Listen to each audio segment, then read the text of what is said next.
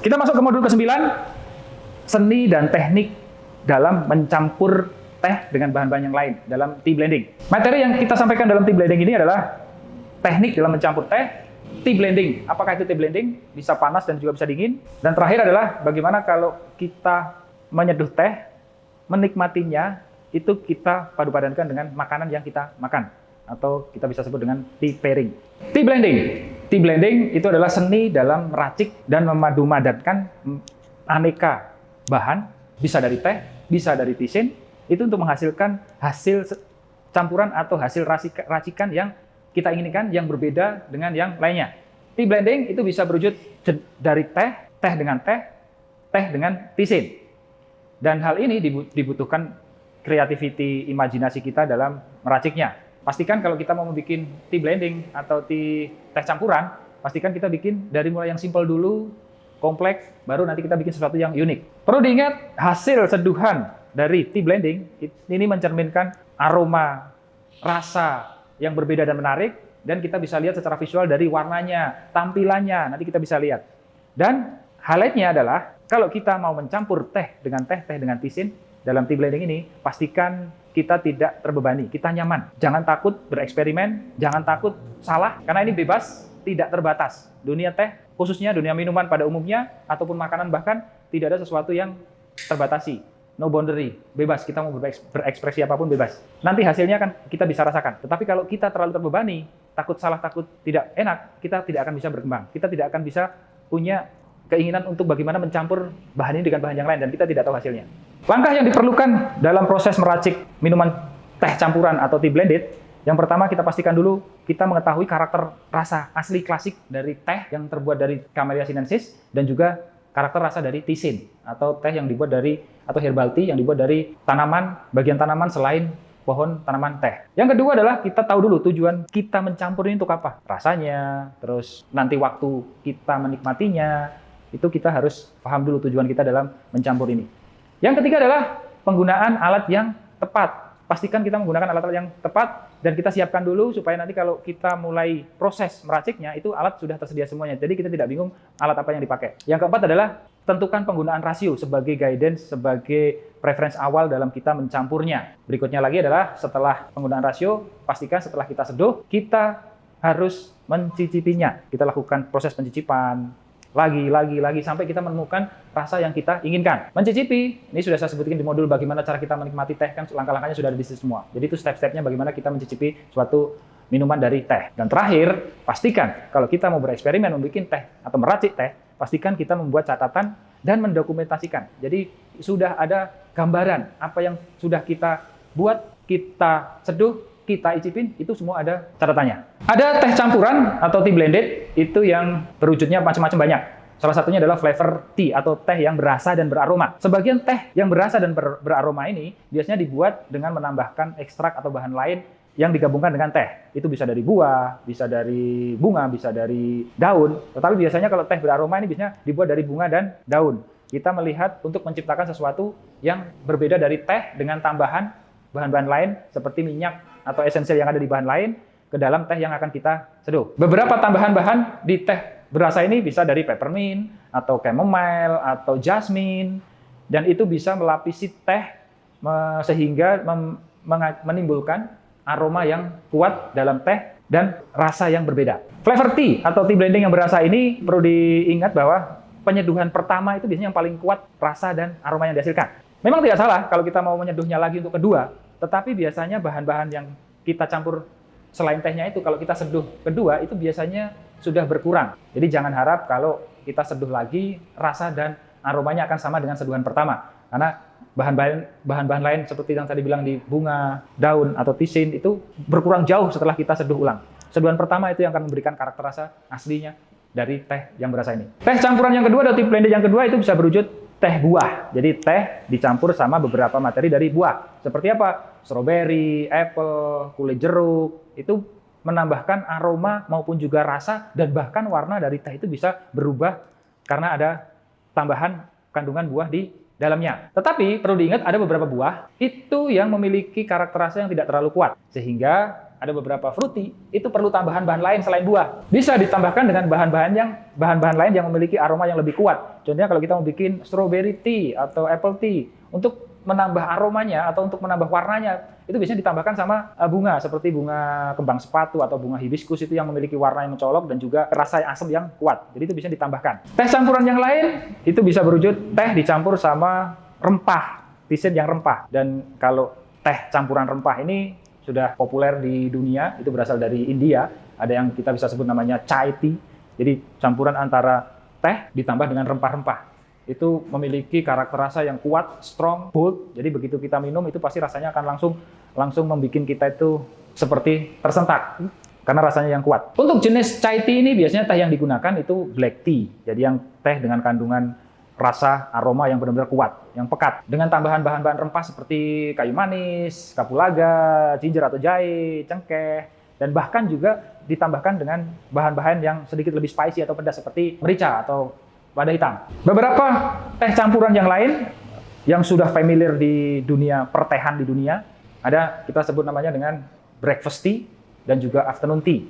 Jadi kalau breakfast tea yang terkenal memang English breakfast tea itu merupakan teh campuran yang berisi bermacam-macam teh hitam yang diambil majority most likely dari Ceylon dan India. Jadi yang benar-benar teh hitam yang berkarakter kuat itu di-blend dijadiin satu dan dibikinlah teh campuran namanya breakfast tea. Breakfast tea itu biasanya diminum di pagi hari dengan kandungan kafein yang lebih tinggi, otomatis teh itu diminum sebagai booster atau sebagai penyupport stamina kita supaya mau bekerja seharian itu bisa kuat. Jadi itu kenapa dinamakan breakfast tea. Berbeda dengan breakfast tea, ada afternoon tea. Jadi tea blended atau campuran masih ada sama-sama seperti teh hitam, tetapi dia lebih hitam yang lebih berkarakter tidak kuat. Seperti Darjeeling itu kan tidak begitu kuat untuk afternoon tea dan lebih ringan. Jadi, biasanya dikonsumsi atau diminum dia di sore hari, rather than daripada dia diminum di pagi hari untuk teman sarapan. Kalau teman sarapan itu adalah breakfast tea. Teh campuran berikutnya itu bisa berasal dari tisane. Tisane dengan tisane ataupun tisane yang dicampur dengan teh dari Camellia sinensis. Salah satunya adalah jasmine atau bunga melati. Kalau di Indonesia, terutama di Jawa, beberapa produsen terkenal di Jawa dan itu sudah terkenal sekali dengan jasmine tea dan pemakaian tehnya adalah teh hitam. Otomatis jasmine tea yang dengan pemakaian teh hitam itu menghasilkan rasa yang kuat, pekat, agak sepet, tetapi aromanya aroma kental melatinya. Selain pemakaian teh hitam, juga bisa jasmine itu dicampur dengan green tea. Ada green tea jasmine. Jadi rasanya lebih lembut, tidak seperti teh hitam, tetapi dengan aroma melati yang kuat juga. Dan kadang tea blended jenis ini, jadi bunga melati masih utuh itu dimasukkan ke dalam tehnya, bukan berwujud ekstrak lagi atau berwujud essence lagi, tapi dicampur langsung di dalam tehnya. Jadi menghasilkan teh melati. Tea blended berikutnya dari Osmanthus atau bunga Osmanthus, itu dari Cina, yaitu dengan karakter rasa yang agak sedikit asam tapi aromanya sangat kuat. Itu biasanya dibuat campuran dengan teh hitam atau juga bisa teh hijau. Jadi hasil akhir seduhan yang dihasilkan dari teh dengan Osmanthus ini biasanya kalau teh hitam berarti masih tetap pekat, tetapi dengan ada rasa buahnya. Biasanya Osmanthus itu rasanya seperti rasa buah persik. Jadi itu gabungan antara teh dengan Osmanthus, bunga Osmanthus. Tea blended berikutnya adalah bunga mawar atau rose. Jadi rose, bunga mawar itu bisa dicampur dengan teh hijau ataupun juga dicampur dengan teh hitam. Dan teh rose atau tisane rose ini itu kalau secara presentasi kalau kita seduhnya di dalam teko itu kelihatan bagus. Jadi masih mengembang daun tehnya dibarengkan dengan warna merah dari bunga mawarnya. Sama seperti melati, bunga mawar itu menghasilkan aroma yang kuat dalam teh. Tisane lagi berikutnya yang dijadikan tea blended adalah kalau bahasa internasional adalah chrysanthemum.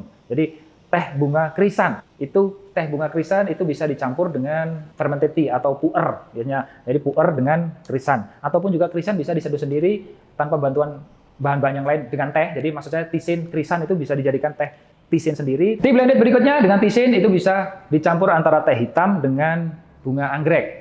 Tapi bunga anggrek di sini adalah bunga anggrek yang berjenis seperti vanila. Jadi teh vanila itu sudah terkenal, itu bisa dicampur ekstraknya atau esensnya atau juga bahkan buah vanilanya sendiri itu bisa dicampurkan ke dalam teh. Jadi itu menghasilkan tea blended atau tea campuran yang dengan rasa yang kuat teh, sepet, agak sedikit pahit tetapi dengan aroma vanila yang segar. Lagi jenis tea blended yang berasal dari teh juga dicampur dengan tisane. Itu sudah saya sebutkan di awal tadi, peppermint. Jadi peppermint daun peppermint itu bisa ditambahkan sama green tea. Salah satu tea blended green tea peppermint yang terkenal itu adalah dari Maroko mint tea. Jadi itu campuran antara teh hijau dengan mint dan menghasilkan rasa yang aroma khas dan rasa yang khas dari mint seger dengan kandungan essence mint yang terdapat dalam daunnya itu tinggi dan itu cocok banget dicampur dengan teh hijau. Berikutnya lagi campuran teh dengan kulit jeruk.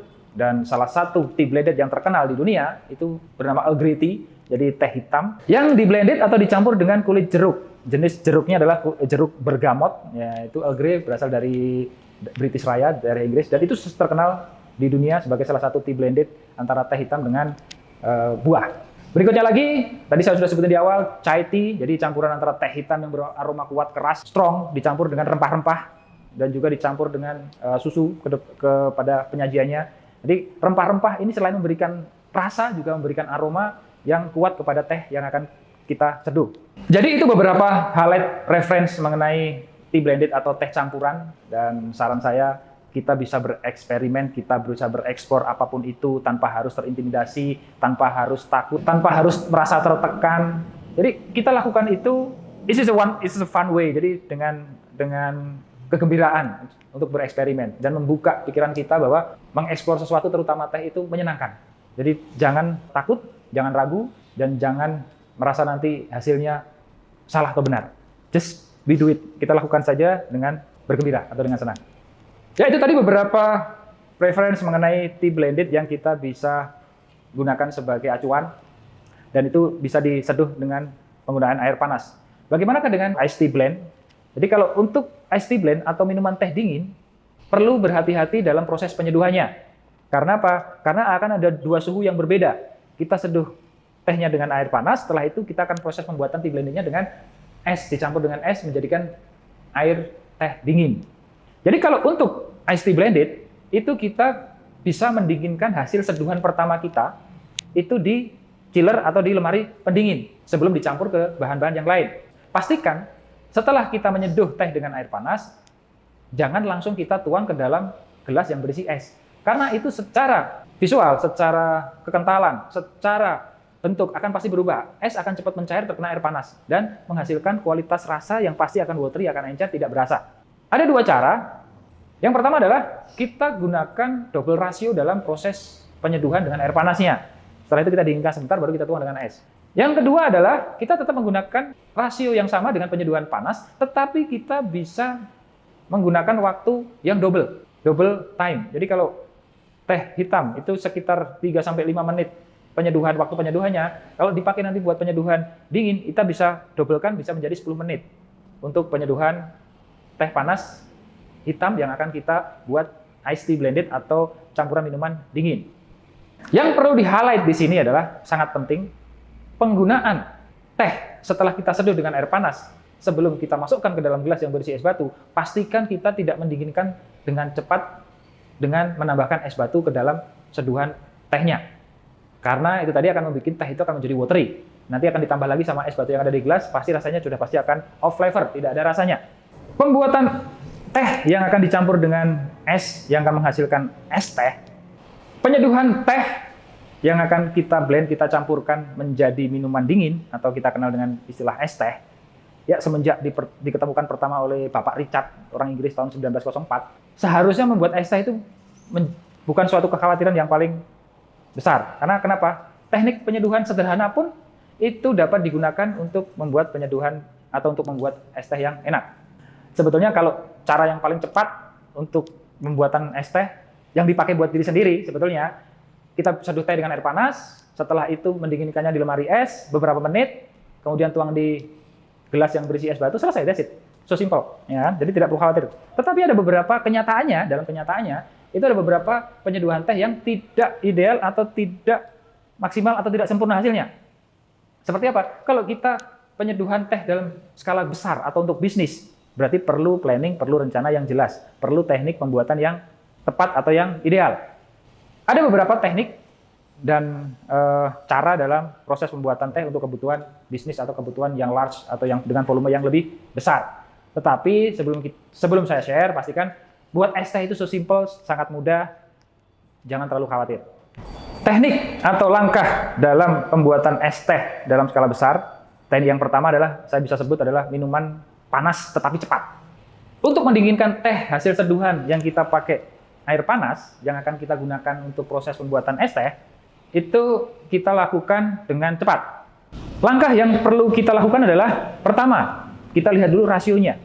Di kelas penyeduhan teh, sudah saya jelaskan kalau rasio penyeduhan teh untuk teh panas, itu idealnya adalah 1:100 untuk penyeduhan modern. Kalau untuk penyeduhan gongfu atau ala Cina, saya pikirkan dulu, untuk kali ini saya akan lebih memakai penyeduhan ala modern. Jadi kalau untuk penyeduhan panas 1:100. Tetapi kalau untuk dingin, kan itu saya bilang share 1:50 antara bubuk teh dengan air. Jadi kita pakai rasio 1:50 antara teh dengan airnya. Saya kasih contoh dengan rasio 1:50, saya akan menyeduh teh menggunakan teh bubuk teh itu 4 gram. Seharusnya kalau 1:50 berarti saya menggunakan air sekitar 200 mili untuk air penyeduhnya. Tetapi kali ini saya akan membuat, karena minuman panas cepat, saya akan membuat dengan tetap rasio 1:50, tapi metodenya saya bedakan. Sebetulnya teknik ini sudah dilakukan oleh orang-orang tua saya dulu sebetulnya. Kakek nenek saya juga sudah melakukan ini sebetulnya. Dan sekarang itu banyak bisa dijumpai di kedai-kedai teh di Jawa, terutama di Jawa Tengah. Itu kalau kita bisa bilang ada namanya teh babon. Ya, kita bikin babonnya dulu, biangnya dulu. Jadi kita bisa bikin minuman cepat panas dengan 4 gram, kita pemakaian air 200 mili. Pertama kita seduh 4 gram, tetapi kita menggunakan 50 mili air saja. Bukan 200 mili. Jadi kita pakai air 50 mili air panas. Kalau untuk penyeduhan teh hitam, kali ini saya kasih contoh teh hitam, berarti saya menggunakan suhu air temperatur di 95 derajat Celcius. Oke, mengenai suhu, rasio sudah saya jelasin di penyeduhan teh ya. Kemudian, saya biarkan air dan teh itu saling menginfuse selama sekitar 3-5 menit. Saya diamkan, 3-5 menit. Setelah 3-5 menit, sudah terseduh semuanya, saya bisa stirring, saya bisa aduk, untuk supaya tercampur merata, barulah kemudian saya tambahkan air dingin di tempat penyeduhan itu 150 mili, sisanya tadi. Jadi 4 gram, 200 mili air, tetapi penyeduhan dengan air panas saya gunakan 50 mili. Setelah 5 menit, saya tambahkan air dingin di tempat penyeduhan, 200 mili. Rasio 1:50 tetap. Secara otomatis, 50 mili air panas, itu akan ditambahkan 150 mili air dingin, akan menghasilkan 200 mili hasil seduhan, tetapi dengan suhu yang sudah turun. Dan itu bisa langsung kita tuangkan ke dalam gelas untuk proses pembuatan es teh. So easy, so gampang, mudah. Tinggal tuang di gelas, kasih es batu, selesai. Ya kan? Yang perlu di-note adalah, yang perlu di-highlight, pastikan, karena ini simple tapi impact-nya besar kepada kualitas es teh yang kita sajikan. Tambahan 150 mili air ini, pastikan itu menggunakan air suhu ruangan. Suhu ruangan, it means itu tidak dingin dan juga tidak hangat. Suhu ruangan sekitar 15-20 derajat Celcius. Kita tambahkan ke dalam tekonya. Karena kalau kita menambahkan air dingin 150 ml air itu dingin ke dalam teko penyeduhan, akan menyebabkan hasil seduhannya itu menjadi keruh. Dan itu akan tidak bagus secara presentasi untuk es teh yang akan kita sajikan. Jadi itu teknik pertama, proses pembuatan ice tea blend, es teh, ya, yang kita bisa lakukan. Langkah kedua, kita akan membuat es teh, tapi ini agak sedikit lebih tricky, menggunakan teknik yang agak sedikit lebih tinggi, jadi berbeda dengan tadi teknik minuman cepat panas, tapi ini berbeda. Untuk kali ini, saya akan bikin es teh, tapi tanpa bantuan es batu sama sekali. Tetapi minuman yang dihasilkan, es tehnya tetap dingin, segar, rasanya juga ideal, tepat, maksimal, tetapi tanpa tambahan es batu. Langkahnya seperti apa? Langkah pertama adalah pemakaian rasio tidak seperti tadi saya langkah pertama 1:50, tapi kali ini saya akan memakai rasio 1:100. 1:100 sama seperti minuman panas. Setelah itu saya akan gunakan sama 4 gram dengan 400 mili air. Sama teh hitamnya saya akan seduh di waktu 3-5 menit. Pemakaian 4 gram dengan 400 mili air, rasio 1:100 dengan suhu 95 derajat Celcius, saya seduh selama 3-5 menit. Setelah itu, jadi setelah 5 menit, saya akan tuang 200 mili hasil seduhan tehnya ke dalam cetakan es batu atau ice molding. Setelah saya tuang ke dalam ice molding, cetakan es batunya, saya simpan ke dalam freezer atau lemari pembeku, dan saya biarkan di situ. Kemudian sisa tehnya 200 ml saya masukkan ke dalam chiller. Kita tunggu sekitar 5 jam. Setelah es batu dari teh itu mengeras menjadi es, kita baru tuang ke dalam gelas dan kita tuang seduhan teh yang dari chiller ke dalam gelas. That's it. Tidak perlu tambahan es batu lagi. Itu adalah trik bagaimana kita membuat es teh yang berbeda dengan yang lain, yang unik. Tetapi kelemahannya adalah itu butuh waktu yang lama. Kita bikin es tehnya dari seduhan teh itu perlu waktu yang lebih lama. Jadi tidak bisa digunakan cepat untuk kebutuhan bisnis. Tetapi kalau untuk kebutuhan bisnis, saya sarankan tadi yang minuman cepat panas, kita bikin babonya. Kalau tadi saya bilang cuma 4 gram, kalau untuk kebutuhan bisnis ya kita bisa langsung bikin 10 gram. Nanti pemakaiannya kan bisa 1:50 kali 500 ml, jadi bisa buat sampai 3-4 porsi. Itu untuk kebutuhan bisnis. Kalau ini untuk kebutuhan estetika dan kebutuhan sesuatu yang berbeda. Sudah masuk ke dalam mixology, jadi bagaimana kita seni dalam mencampur minumannya, tetapi sesuatu yang unik, yang berbeda. Lebih bagus lagi, apabila kita menambahkan sesuatu dalam es teh kita. Kita mau bikin es lemon tea, es dengan lemon.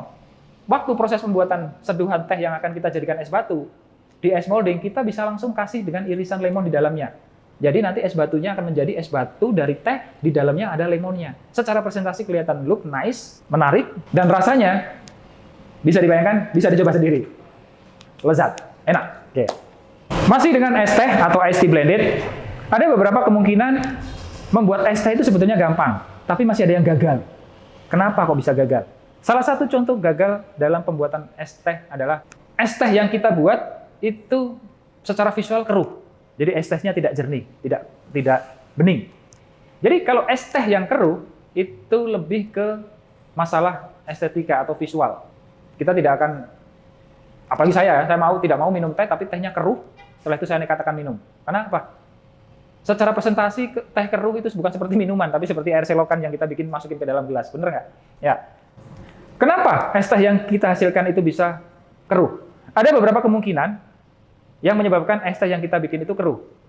Yang pertama, kemungkinan peralatan yang kita pakai atau peralatan seduh yang dipakai itu kotor. Masih ada bekas-bekas kotoran yang belum kita bersihkan sampai benar-benar bersih. Contohnya seperti residu atau mungkin minyak atau bekas-bekas deterjen itu masih nempel di peralatan seduhnya. Yang kedua adalah perubahan fase suhu temperatur dari penyeduhan panas ke fase penyeduhan dingin itu terlalu cepat. Jadinya akhirnya mengakibatkan teh yang kita seduh itu bisa menjadi keruh. Yang ketiga, teh yang kita seduh itu tujuannya pertama adalah untuk minuman panas. Tetapi dengan penyajian dingin, otomatis ada tambahan bahan lain yaitu es batu. Dan kemungkinan es batu yang kita gunakan dalam proses pencampuran itu kurang bersih atau es batunya kotor atau tidak fresh. Karena apa? Karena teh akan terdiluted dengan es batu. Es batu akan mencair dan menjadikan itu cairan yang masuk ke dalam teh. Kalau es batunya itu kotor, otomatis air seduhan teh itu juga akan menjadi tidak bersih atau tidak jernih alias keruh. Yang keempat, kemungkinan besar air yang kita gunakan untuk penyeduhan itu bukan air yang bersih. Air itu tidak akan kelihatan kalau kita rebus, kita seduh sampai di suhu panas. Tetapi akan kelihatan nanti kalau sudah dingin, apalagi sudah terseduh dengan teh, itu akan kelihatan kalau airnya kotor, akan mengakibatkan tehnya juga tidak jernih.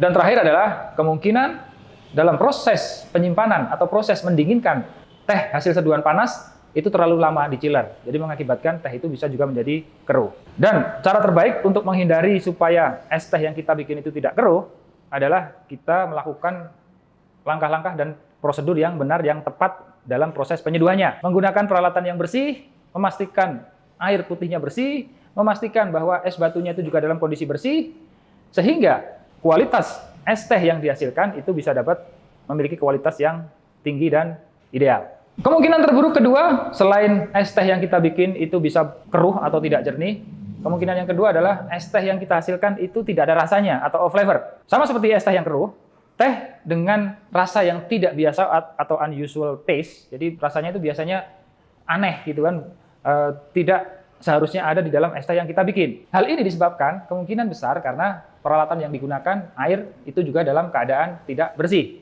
Dan ditambah dengan metode penyeduhan yang kurang tepat. Jadi kalau kita bisa ngomong penyeduhan, rasionya mungkin tidak pas, terlalu encer. Sehingga begitu dilutit dengan es batu, rasanya tidak akan keluar. Waktu penyeduhan juga berpengaruh, mungkin waktunya terlalu pendek, sehingga rasa dari teh setelah kita seduh itu belum keluar semua dan tercampur dengan air. Dan ketiga juga ada kemungkinan suhu temperatur air penyeduhnya itu kurang ideal, mungkin terlalu dingin, kurang terlalu panas, jadi tidak akan bisa menginfuse semua zat atau padatan yang ada dalam teh kering. Jika karakter rasanya itu lebih condong ke sepet, itu kemungkinan bahwa waktu penyeduhan kita agak sedikit kurang lama. Jadi tehnya itu rasanya menjadi sepet. Tetapi kalau rasa-rasa yang aneh seperti saya sebut di atas, rasa-rasa yang tidak biasa, itu bisa kita cek dari kondisi kualitas air yang dipakai. Dan juga kebersihan dari peralatan yang dipakai. Bukan cuma peralatan seduhnya saja, tetapi semua yang berkaitan dengan penyeduhan. Gelas, sendok, cangkir atau cup. Jadi kemungkinan masih ada kotoran dan residu dari bekas-bekas deterjen mungkin yang masih menempel. Atau bahkan cara pembersihan peralatan kita salah, karena tangan kita mungkin kotor langsung masuk ke dalam tempat penyeduhan, itu juga akan meninggalkan minyak yang ada di tangan kita menjadi kurang bersih untuk tempat penyeduhannya. Terakhir dari tea blended atau teh campuran setelah kita seduh menjadi minuman teh hasil seduhan, ada beberapa bahan atau campuran yang kita bisa tambahkan ke dalam hasil seduhan. Apa saja yang bisa dikombinasikan dengan minuman teh? Pertama, teh itu sebagai minuman yang kalau menurut saya itu menawarkan fleksibilitas yang cukup fleksibel, cukup tinggi. Apapun bisa dicampur ke dalam minuman teh. Tetapi hal pertama yang perlu kita perhatikan adalah kualitas teh itu sendiri. Sebelum kita tambahkan bahan-bahan yang lain, kita harus menghargai rasa teh yang asli. Apalagi teh dengan rasa yang beraroma dan berkualitas tinggi. Kalau sudah kita rasakan, sebenarnya kita tidak perlu menambahkan apapun ke dalam minuman. Sehingga kita bisa dapat merasakan rasa asli dari minuman teh yang sebenarnya. Tetapi bukan sesuatu yang haram juga apabila kita menambahkan bahan-bahan ekstra ke dalam teh yang akan kita minum. Dan yang lebih keren menurut saya sebetulnya, apabila dibanding dengan kopi, teh itu menawarkan fleksibilitas yang tinggi apapun terhadap bahan yang akan dicampurkan kepadanya. Tidak seperti kopi mungkin yang lebih agak sedikit terbatas, mungkin susu, gula. Tetapi kalau teh itu luas variasinya, bahan apapun bisa ditambahkan. Di sini saya akan kasih beberapa bahan-bahan umum general yang bisa ditambahkan ke dalam minuman hasil seduhan teh kita. Pertama adalah gula, sugar, pemanis. Ya kan? Gula itu adalah salah satu hal yang paling umum yang ditambahkan ke teh. Meskipun itu membuat teh terasa lebih manis, tetapi memberikan efek yang lebih menyenangkan bagi yang suka gula. Tapi kalau bagi yang tidak suka gula, beda lagi, sebaliknya. Tetapi yang perlu diingat bahwa terlalu banyak gula di teh kita, itu yang akan mengalahkan potensi vitamin, antioksidan, zat-zat yang menguntungkan bagi tubuh kita. Dikarenakan apa? Gula atau fruktosa itu, ya bukan saya sebenarnya ya, udah menurut penelitian ya, itu gula atau fruktosa itu akan menimbulkan berbagai efek negatif dalam kesehatan apabila masuk ke dalam tubuh kita. Jadi kalau kita minum teh dari beberapa sendok teh menjadikan minuman teh, itu bukan menjadi masalah besar sebenarnya. Memang maksimal konsumsi teh yang disarankan itu sekitar 400 ml per hari.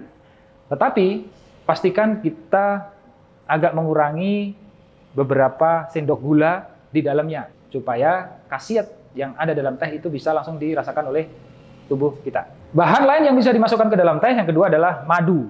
Hampir sama dengan madu, itu memberikan efek rasa yang manis ke dalam teh yang akan kita nikmati. Dan madu sendiri itu sudah ada selama berabad-abad dan banyak orang menambahkan teh sebelum gula, itu mereka menambahkan madu.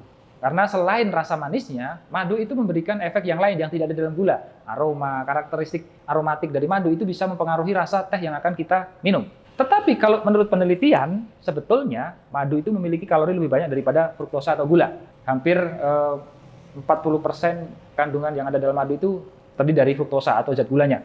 Tetapi terlepas dari semua itu, yang jelas madu selain ada faktor gulanya, dia juga banyak faktor yang terkandung di dalamnya yang bagus buat kesehatan. Seperti apa? Antioksidan, vitamin, dan juga mineral. Dan pastikan kalau kita menggunakan madu dalam menikmati teh, kita harus berhati-hati dengan volumenya juga, karena hampir sama seperti gula. Tetapi jangan terlalu banyak memasukkan madu ke dalam teh yang akan kita minum. Selain kita menghargai rasa teh, kita juga memikirkan manfaat kesehatan buat tubuh kita. Bahan berikutnya yang sering dimasukkan ke dalam teh sebagai bahan campuran atau additional adalah susu atau milk. Susu itu sebagai bahan populer lainnya untuk memberikan teh itu, menjadikan teh itu memiliki tekstur yang lembut, silky, dan juga creamy. Dan susu ini juga menjadi salah satu bahan tradisional yang dipakai dalam penyeduhan teh di Inggris atau di British Raya. Jadi culture, budaya minum teh orang-orang Inggris itu biasanya ditambahkan sama susu. Susu itu memiliki banyak kandungan yang menyehatkan juga buat tubuh. Selain kalori, lemak, karbohidrat, dan juga protein. Termasuk juga vitamin yang ada dalam susu. Seperti vitamin A, D, E, dan bahkan K. Dan beberapa nutrisi seperti kalsium itu juga terkandung di dalam susu. Asal itu susu segar, ya, bukan susu buatan atau susu abal-abal. Tapi balik lagi, sama seperti gula dan madu, pastikan kita jangan terlalu banyak menambahkan susu ke dalam teh. Cukup supaya minuman itu menjadi lebih kaya, tetapi tidak saling mengalahkan antara rasa teh yang asli dengan susunya. Ada beberapa tea blended yang saya sebutin di awal tadi, banyak sekali macamnya. Itu campuran antara teh dan susu, terutama yang dari India. Chai tea itu dicampurkan susu, dan kadang susunya juga susu yang bukan susu murni lagi, tapi susu yang benar-benar manis. Jadi manis, creamer yang kuat, creamy, dicampur sama teh. Itu tadi beberapa bahan lain yang populer yang ditambahkan ke teh. Tapi kalau kita nikmatin dulu minum teh tanpa bahan campuran yang lain dulu untuk memberikan apresiasi kepada teh yang akan kita minum. Dan juga manfaatnya teh itu sebenarnya bagus buat kesehatan, seperti ada polifenolnya, ada letininnya, itu yang bagus buat kesehatan sebagai antioksidan. Tetapi tidak salah juga apabila Anda bereksperimen untuk memasukkan bahan-bahan yang lain ke dalam teh yang Anda bikin. Dan teknik-teknik teh itu sudah berkembang juga di dunia. Pernah dengar mungkin istilah mixologi, jadi tea and mixology, bagaimana proses mencampur teh dengan bahan-bahan yang lain, menjadikan minuman itu yang unik, berbeda, memiliki cita rasa yang karakter yang berbeda juga dibanding dengan minuman yang lain, dan itu yang membedakan minuman yang dibikin dengan minuman yang lain. Dan dalam mixologi tidak terbatas, bebas, mau apapun, bisa mencampurkan apapun ke dalam teh, asal kita bertanggung jawab terhadap rasanya. Apakah kita pernah berpikir mengenai teh dipadankan dengan makanan? Mungkin kalau di dunia F&B, sudah ada pernah mendengar ada istilah wine pairing. Jadi minuman anggur dipairingkan dengan makanan apa yang cocok dengannya.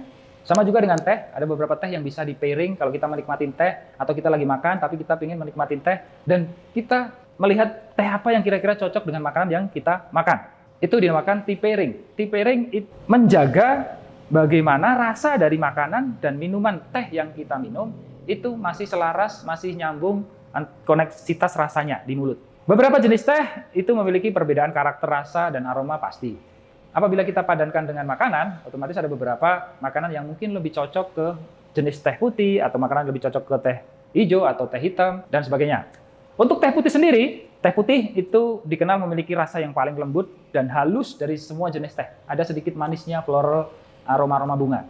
Itu sebabnya kalau kita menikmatin teh, itu memang idealnya itu dipadankan dengan makanan yang memiliki rasa yang lembut dan halus juga, supaya rasanya masih selaras. Tetapi untuk teh putih kebanyakan memang kita nikmatin sendiri atau tanpa makanan. Tetapi kalau toh pun memang kita pengen minum teh putih sekalian makan, ya pilihlah makanan-makanan yang dengan rasa yang lembut. Mungkin bisa kalau di Eropa itu seperti nasi basmati, itu kan rasanya agak-agak lembut, kita bisa tambahkan teh putih sebagai pendampingnya. Bagaimana dengan teh hijau? Teh hijau itu memiliki jenis makanan yang lebih banyak variasinya untuk dipasangkan. Teh hijau itu memiliki karakter rasa yang kompleks, dan itu bisa dipasangkan dengan beberapa jenis makanan. Seperti kita ketahui, teh hijau itu ada dua langkah dalam proses pembuatan yang berbeda pada waktu penghentian oksidasi.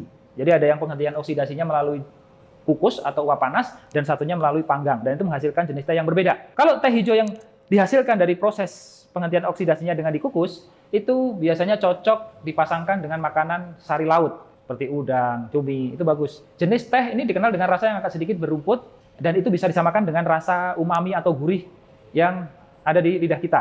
Jadi bisa dipadankan dengan makanan-makanan dari laut, dan ditambah juga dengan nasi, itu juga cocok. Berbeda dengan teh hijau yang dari proses pembuatannya dikukus, teh hijau yang penghentian oksidasinya dengan dipanggang, itu memiliki rasa yang lebih kuat.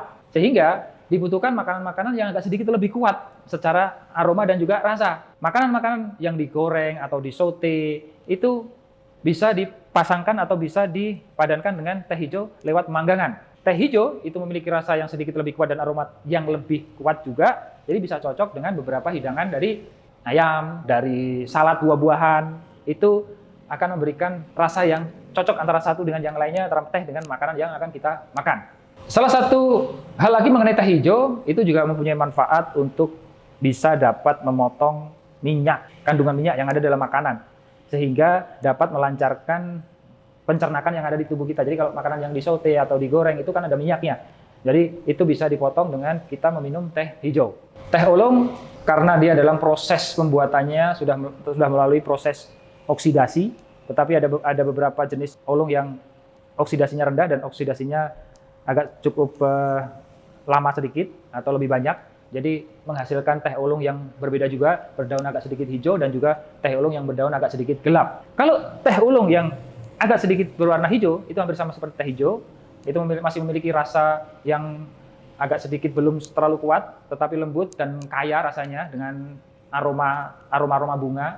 Itu biasanya cocok dengan makanan-makanan camilan seperti keripik kentang, kerupuk udang. Jadi kerupuk-kerupuk itu chips-chips itu cocok dengan oolong yang warnanya lebih hijau. Tetapi oolong yang lebih gelap, karena oksidasinya itu sudah penuh, meskipun tidak sepenuh teh hitam, tapi lebih banyak daripada teh yang oolong yang masih hijau, itu biasanya cocok dipadankan dengan kue-kue kering, seperti cookies, pancake, dan bahkan juga makanan laut yang tadi hijau itu masih bisa dipadankan dengan teh oolong, dan juga beberapa dessert, seperti makanan penutup, cake, pastry. Kalau main course tetapi daging yang lebih ringan, di atasnya ayam, itu bisa dipakai. Yang tidak terlalu merah, jadi itu bisa dipadankan dengan teh oolong. Karena kalau teh oolong ada sensasi rasa pedesnya. Jadi kalau kita bisa makan stik daging tetapi tidak terlalu matang, itu stik daging kan berarti masih ada rasa-rasa pedesnya. Dan oolong ini juga ada rasa-rasa pedesnya di situ, ada rasa gurihnya juga. Jadi itu bisa cocok. Jadi secara garis besar oolong itu sebetulnya bisa masuk ke semua makanan.